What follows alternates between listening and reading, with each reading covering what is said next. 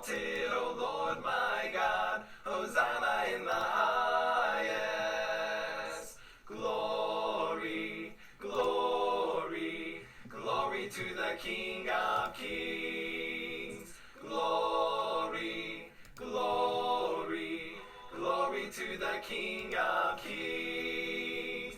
Lord, we lift up your name with hearts full of praise. So be exalted, O Lord my God. Hosanna in the highest.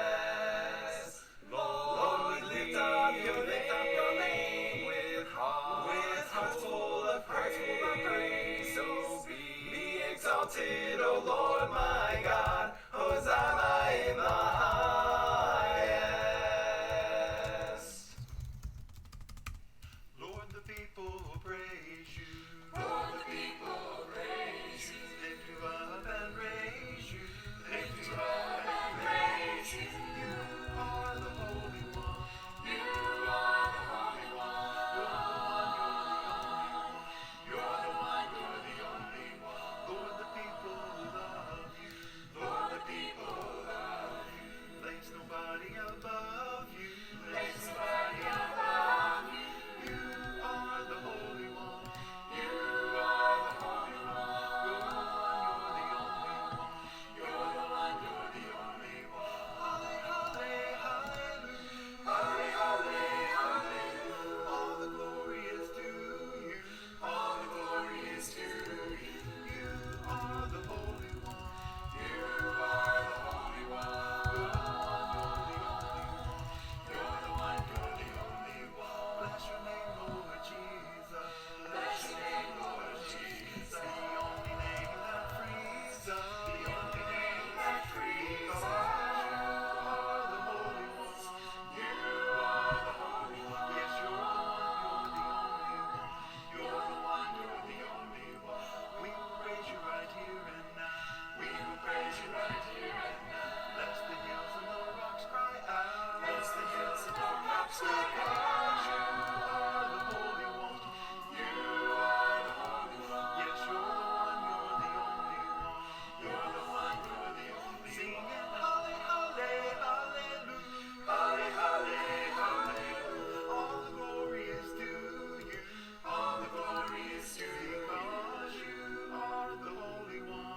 You are the Holy One. Yes, you're the one, you're the only one.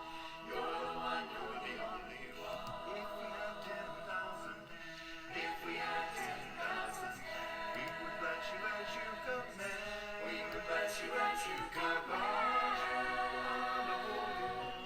You are the Holy One. Yes, you're the one, you're the only one. You're the one, you're the only one. And if we had 10,000 tongues, If we had 10,000 tongues, we would bless you with every one. we would bless you with every Because you one. are the Holy One. You are the Holy One. Yes, you're the one, you're the only one. You're the one, you're the only Singing one. halle, halle, hallelujah. Halle, halle, hallelujah. All the glory is to you. All the glory is to you. Because you are the Holy One. You are the Holy One. Yes, you're the one, you're the only one. You're the one, you're the only Singing one. halle, halle, hallelujah. Halle, halle, hallelujah. All the glory is to you. All the glory is to you. Because you are the Holy One. You are the Holy One. Yes, you're the one, you're the only one. You're the one, you're the only one. Oh, you are the Holy One. You are the Holy One. Yes, you're the one, you're the only one. You're the one, you're the only one. Hosanna, Hosanna, Hosanna in the highest. Hosanna, Hosanna, Hosanna in the highest. Lord, we lift up your name with hearts full of praise. So be exalted, O Lord my God. Hosanna in the highest. Glory.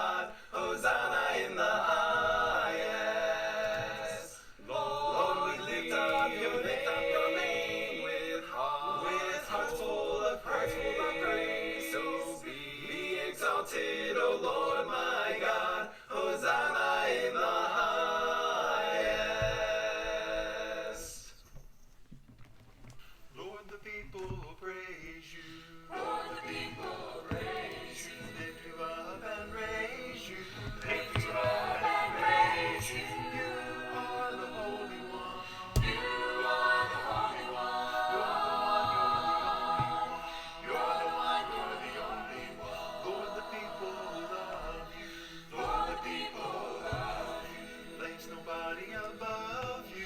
There's somebody above you. You are the Holy One. You are the Holy One. You're the one, you're the only one. You're the only one. Halle, halle, hallelujah. Holly, holy, holy. All the glory is to you. All the glory is to you. You are the Holy One.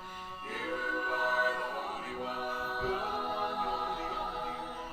You're the one, you're the only one. Bless your name, Lord Jesus. Bless your name, Lord Jesus. The only name that frees us. The only name that frees us. Are the Holy One. You are the Holy One. Yes, you're the one, you're the only one. You're the one, you're the only one.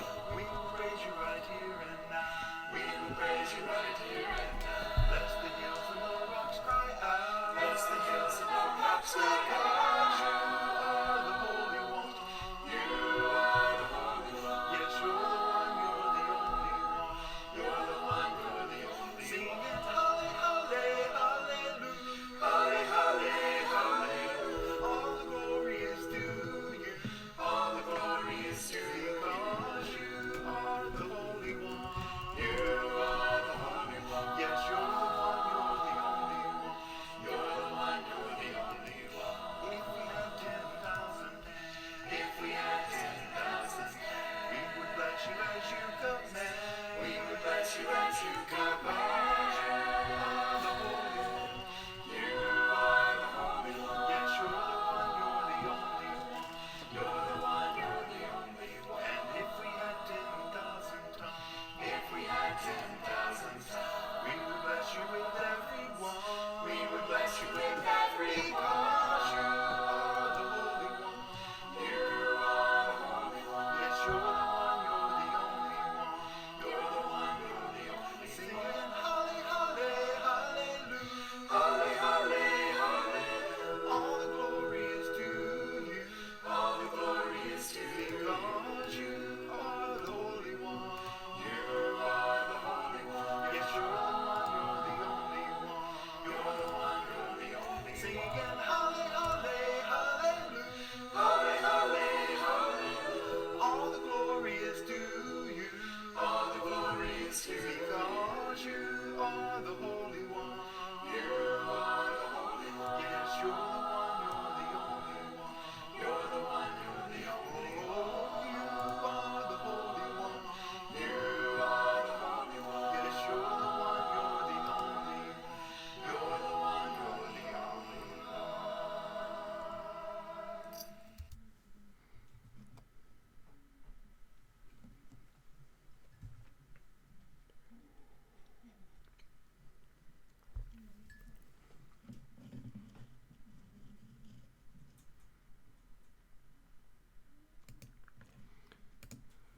All right, it's time for us to begin through this study. If I can get this slideshow to work. And it's not working.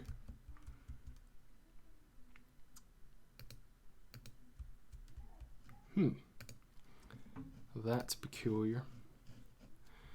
Well, it'll be all right, I guess, without it. Then, if I can get it to show back up, we'll do that. Give me just a moment if you're with us. I'm sorry about the delay and the issues that this may be causing you.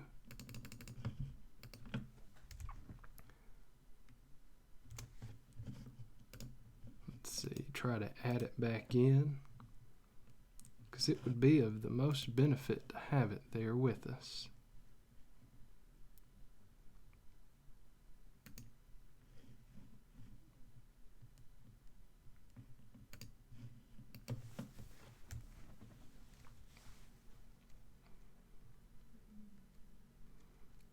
I had the same issue Sunday, if you're able to see me.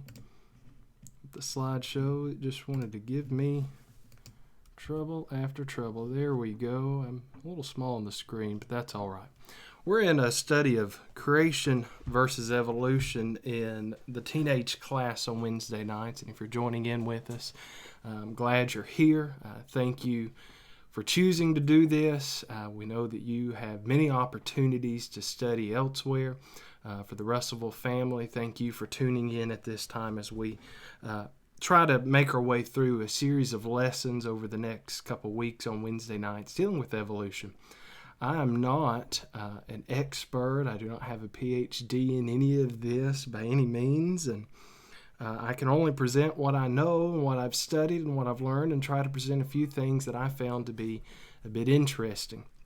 As I've already said, and you can see it there on the screen, we're going through this book, Creation versus Evolution, Discovering God's Way, Teen Adult Year 5, Book 3. And I am very thankful to T.J. LeMay and his studies and his preparation for the class. I've heard he's doing a great job back there, and I'm not envious of it at all because it seems to be a very difficult study, one that was requested by our students, and it seems to be going very well for them, and I applaud him and his ability to be able to tackle these lessons because some of them are very difficult. And while most of them are Bible-based or bring you back to a specific point in Scripture or allude to many Scriptures, it really is combating and casting doubt on vast areas of evolution and its theories and its problems, really, and exposes them for the frauds that are there. And so you see here in lesson number 9, it deals with the Cambrian Explosion. Last week we dealt with a little bit with Darwin's ascent, as well as we dealt with some of the problems with some of the fossils that they had found. And after many tests and a lot of research on those bones and the rocks really in those fossils, they determined later on that they're not the missing link. Well, chapter 9, or lesson number 9, deals with another area of those fossils, particularly with the Cambrian level of the geologic column. And so these are the 4 topics that are dealt with in the book: the geologic column, the Cambrian layer, the Cambrian animals, as well as the dilemma that scientists really are faced with when it comes to their evidence, their proof beyond a shadow of a doubt that this is indeed a fact versus a fallacy, which it is a fallacy, what they believe. A text that you're probably familiar with as far as the book of Job goes. If you remember the story of Job, it starts out there with this man named Job who had been blessed beyond his years, beyond his means. It seems as if God has set up some sort of hedge of protection around him, and we see in Job 1 that's exactly what the devil himself tries to do before God, cast doubt on Job's faithfulness to God because God had blessed him so much. And he says, well, simply, if you would take all of these things away from him, he would curse you. But as you know, despite the death of some of his family and the loss of so many goods, in the very first chapter he says, naked I came, naked I shall return, but blessed be the name of the Lord. Later on, his wife will just tell him, just curse God and die already. His friends will question his faithfulness and what has he done wrong. And even Job at times, we don't know his full process. It doesn't seem that he wavers in the view of God. But by the time you get to the 38th chapter, perhaps Job may be a little puffed up. I'm not saying that fully and that's exactly what was going on. But in the 38th chapter, the Lord questioned, and maybe it's just a question that the Lord is reminding Job of who he is. Whatever be the case, it says this: the Lord answered Job out of the whirlwind and said, who is this that darkens counsel by words without knowledge? Now gird up your loins like a man, and I will ask you, and you instruct me. So right off, God says to him, look, it's time for you to stand up, and it's time for you to instruct me. You teach me something. If you've earned something in this life, you teach me. Where were you when I laid the foundation of the earth? And Job, of course, has no answer to that because he was nowhere, and in his mind, he's not even thought of. Tell me if you have understanding, is what God says. Who set its measurements, since you know, or who stretched the line on it? On what were its bases sunk, or who laid its cornerstones? Verse 7 says, when the morning stars sang together, and all the sons of God shouted for joy.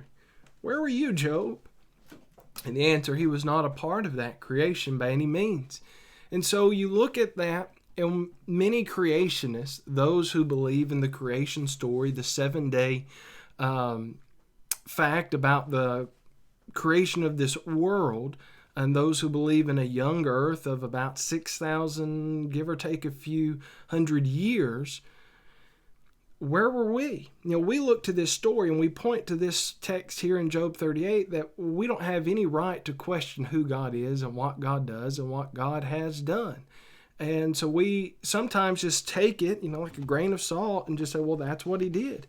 Well, the evidence that's there before us scientifically backs up the biblical account of creation.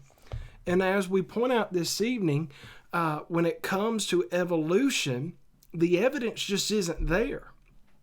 The evolutionists cannot back up what they believe with true evidence. Put out this quote right at the beginning. If Darwin's evolution is true, we would predict conclusive evidence in the fossil record of the transitions between creatures as they evolved in the form of billions of transitional fossils. The Cambrian Explosion is a prime example of where the fossil record falsifies that theory. Darwin says, look, the evidence is in the fossil record. Darwin says if you can dig down deep enough, you can look hard enough, you'll be able to find the transitional species fossilized between one animal unto another, from one kind to another kind. And when you do this, you'll be able to prove the evolutionary theory. Now, we'd all have to agree, if you could do that, then yes, you could prove that this evolved from this, which evolved from this and came to this. We'd have to agree if the evidence was there. But we're some 150 plus years from the time of Charles Darwin, and the evidence isn't there. In fact, what I'm going to do as we go through this study this evening, I'm just going to put those who are far smarter and wiser than I am as far as the letters behind their name goes, and what they say about the evidence that's before us. They look at the geologic timescale and say, well, the earth is billions of years old, and they give you a picture like this, and then they put little numbers out. Here's 72 million years, 30 million years, and you just keep backing it up to 100 million years and then billions of years when you get to the pre-Cambrian stage. But if you look closely through that, what you see is man's theory. And man's theory, if true, should be backed up by the evidence. But what we don't see, at least based on our scientific research, is the evidence for any of this.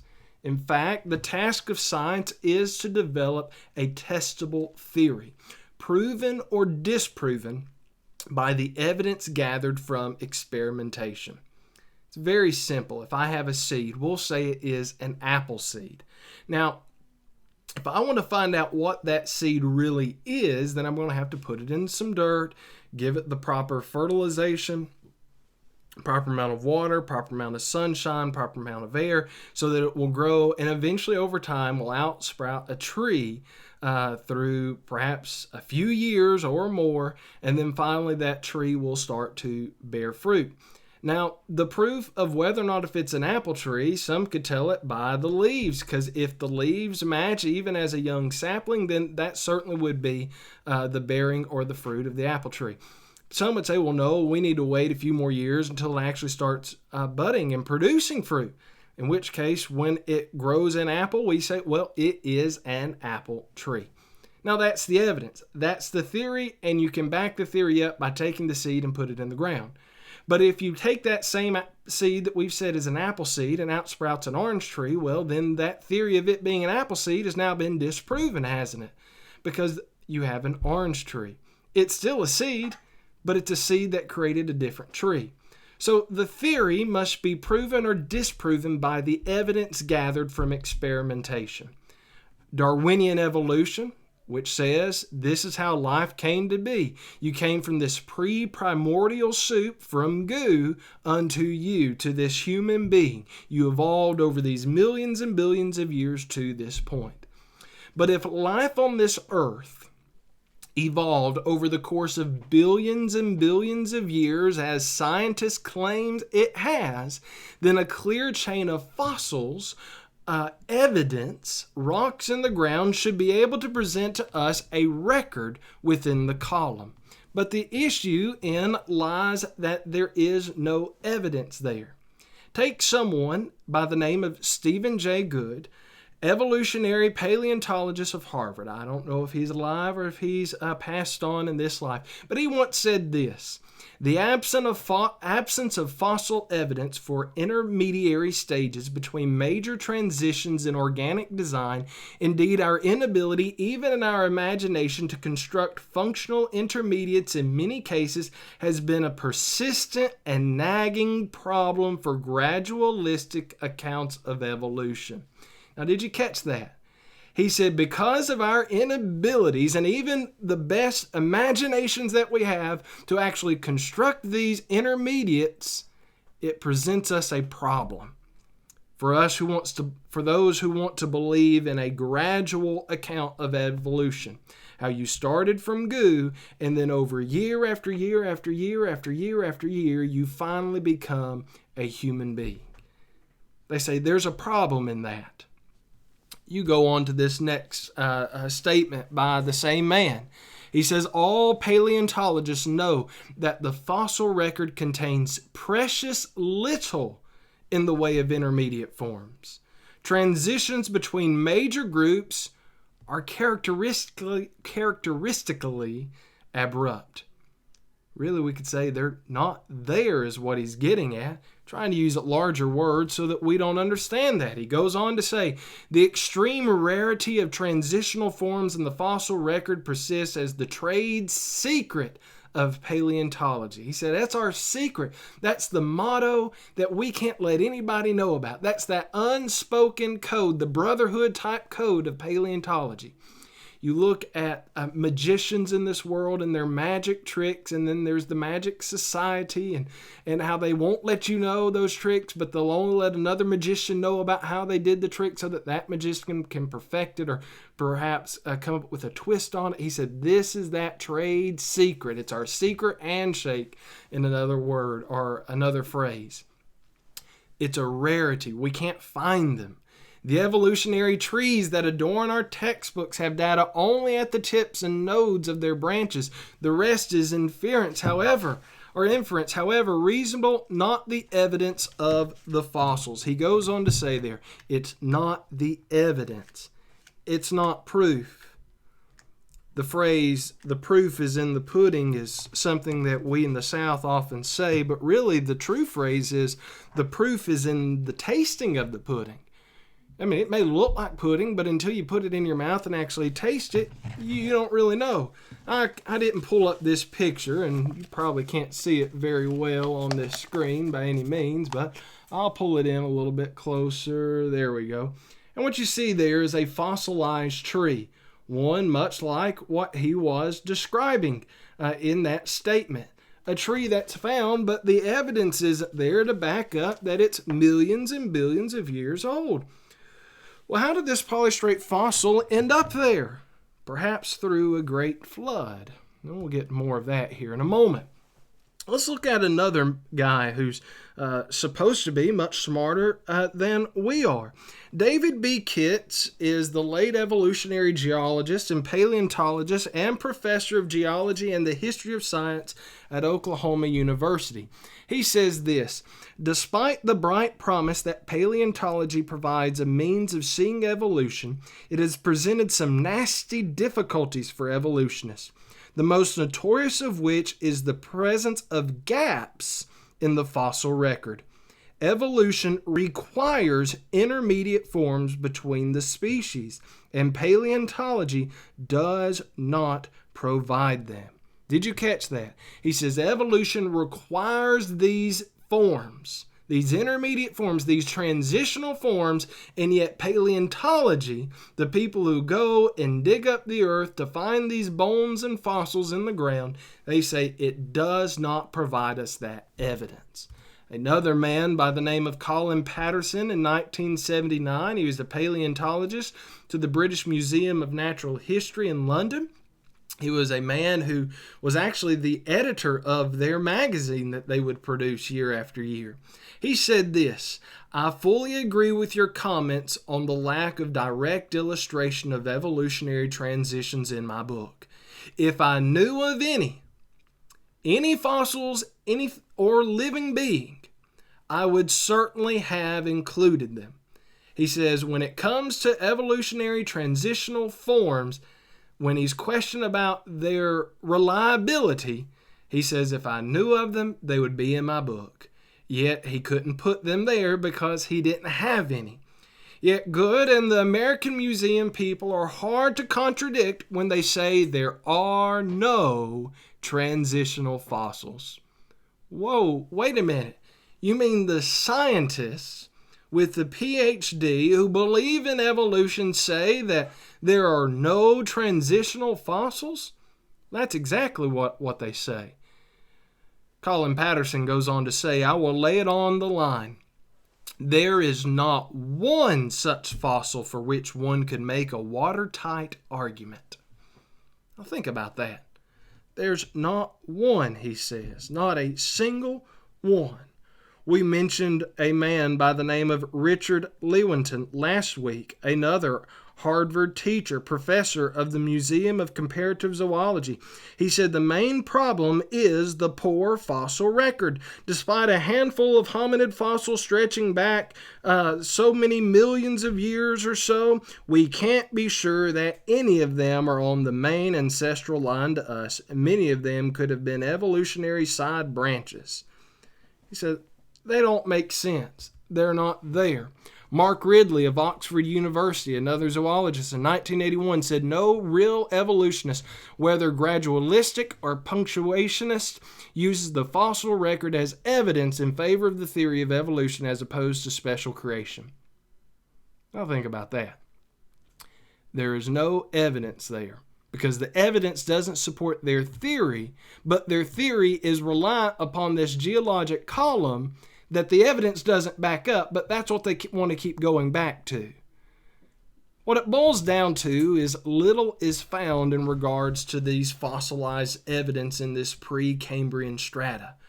When they look at this layer of rock that's there, there's nothing there. And what they say is at the beginning of the Cambrian strata, and explosions of fossils can be found. But prior to that, prior to this compacted earth where there is a clear separation, one author said there was almost like a knife separation, the width of a blade separation between the Cambrian rock strata and the pre-Cambrian strata. So there is clearly a separation there. And he says there's nothing pre, very little if any, but there is an explosion of them found post. Now that's interesting because these fossils have no evolutionary history, and we find them in their fullest forms much like what we even see to this age. In a science book by Jenner in 2006 on page 355, he says, during the Cambrian period life took a big leap forward. At the beginning of the Paleozoic Era, a great number of different kinds of organisms evolved. Paleontologists call this even the Cambrian Explosion because so many new life forms appeared within a relatively short time. A relatively short time. So many new forms, and they have no answer for it. Science took a big leap forward at that point. And that's what it boils down to. There is no evidence of gradual evolution as predicted by the evolutionary theory. And Charles Darwin, he knew that this was going to be a problem. He said, this is the proof. If it's there, then it's real. And if it's not, well, then we've got to figure out something else. In the magazine Discovery of a Giant in 2008, it said, "This rapid diversification known as the Cambrian Explosion puzzled Charles Darwin and remains one of the biggest questions in animal evolution to this day. Very few fossils exist of organisms that could be the Precambrian ancestors of bilateral animals, and even those are highly controversial." It goes on from there. In American Scientist in 1997, as Darwin noted in The Origin of Species, the abrupt emergence of anthropods in the fossil record during the Cambrian presents a problem for evolutionary biology. He said the emergence, the abrupt showing up of this record, it causes us a problem. He says there are no obvious simpler or intermediate forms, either living or in the fossil record, that show convincingly how modern anthropods evolved from worm-like ancestors.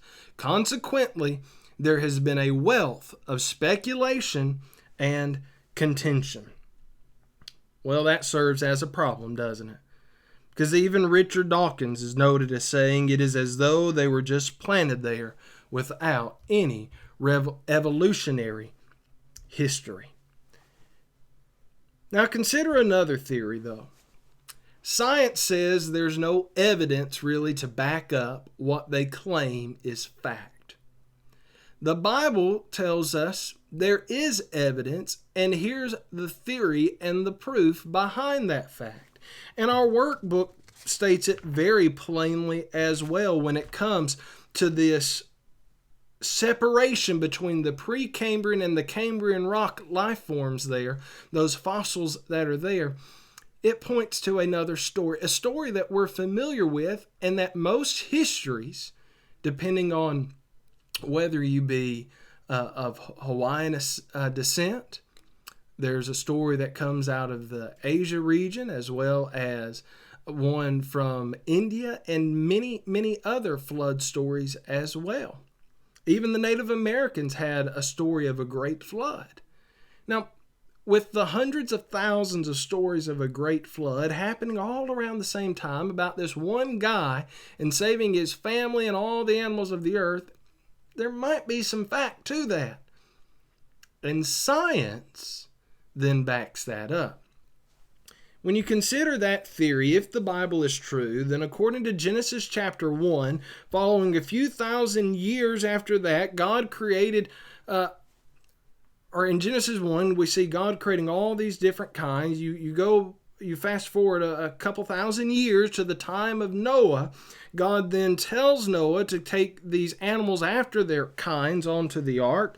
Science says that's a period of 4 billion years. We say it's a timeline, if the Rose Books of Bible charts is correctly, of about 1,650 years.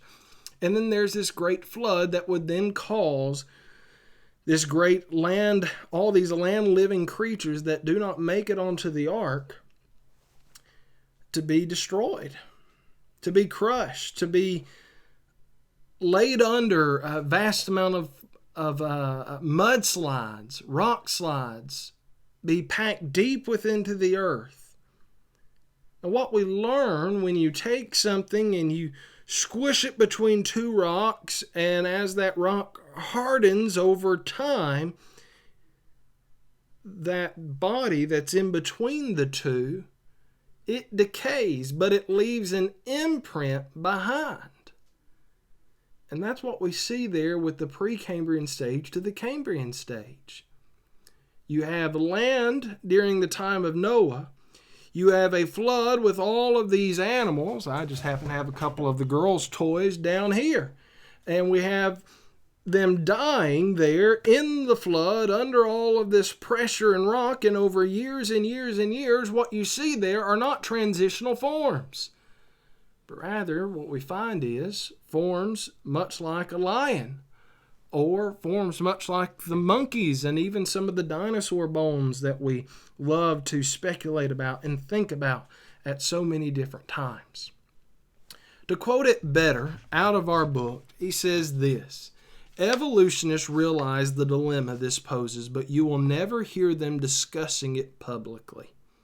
Now, why is that? Because despite all that they want to say, this phenomenon of transitional forms is nowhere to be found within our geologic column. The evidence that they say it must be there. I'll read the final bit of an article that was produced by a man by the name of Jeff Miller. He said, creation scientists, for example, would predict that since the earth is young and God did not create life through gradual evolution, the very fossils that we are talking about, well, where did my paper go? The very fossils that we are talking about would have been formed prior to the flood. Since the flood was apparently the first major catastrophic event on the earth, the catastrophic events are generally the cause of fossilization. Transitional fossils between major phylogenetic groups would be non-existent. When the flood began, however, creationists would predict a significant marker in the geologic column that represents the commencement of the worldwide flood event. They would further predict an explosion of fossils about that line, representing the deaths of living creatures due to mudslides and other fossil-forming processes during the event. When we examine the Cambrian Explosion, sure enough, at the base of the Cambrian strata, we find a distinct line called the Great Unconformity. That line curiously stretches across the planet and marks the beginning of the Cambrian and underlies the explosion of life, exactly as creationists would predict to be the case if the Cambrian marked the beginnings of the flood. What does that mean? When it comes to the evolutionary theory, based on speculation and contention, with all these problems with no evidence at all, the creation story makes sense.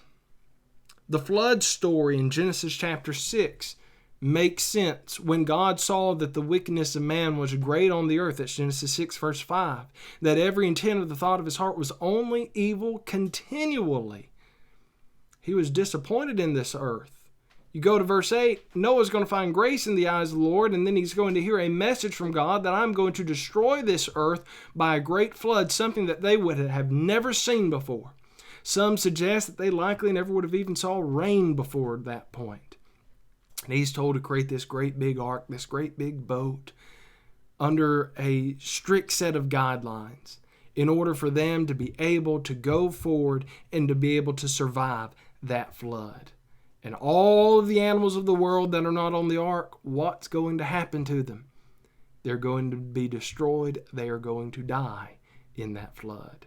And as we've already said, that gradualistic evolution is not a truth. There is no evidence to back it up. But the fossils in the ground are more so evidence of the proof that there is a God and that they were placed there by God by the flood. And so when it comes to the Cambrian theory, the Cambrian explosion, if it's true and if there are evolutionary principles within our lives, where's the evidence? And there is none. And that's what our book gets at when it comes to lesson number 9. Where is the evidence? I'll read you the final paragraph of our text, and then the lesson will be yours. Fact is obvious, yet evolution is still so readily accepted. One has to wonder why. Why school children are not taught this rather than obvious contradiction. Talking about the idea of the world being a young earth and how that there is no evidence for these theories of evolution. He says, why school children are not taught this rather than obvious contradiction. You'll never read about the profound lack of fossil evidence in a high school textbook. All arguments defending the lack of precursors to the Cambrian animals are ad hoc. That is, made or developed only for the particular purpose of defending evolution without any science to back them. My parents said it a different way when it comes to telling a lie. You know what you're going to do? You're going to tell another lie to cover that lie up. And when that lie starts to get a few more holes in it, as any child would do, they're going to tell another lie, and then another, and then another. That's what happens with evolution. It's a lie that they try to tell us, that they try to fabricate the stories with, They then try to create some digitally affected movie, a clip to try to prove to us that this must be what has happened with no evidence at all. Yet, as it says in Romans chapter 1, the evidence is there that there is a God, yet science wants to say otherwise. Thank you for your time. I hope you have a blessed day. And if you want to join us at 7 o'clock, please do so.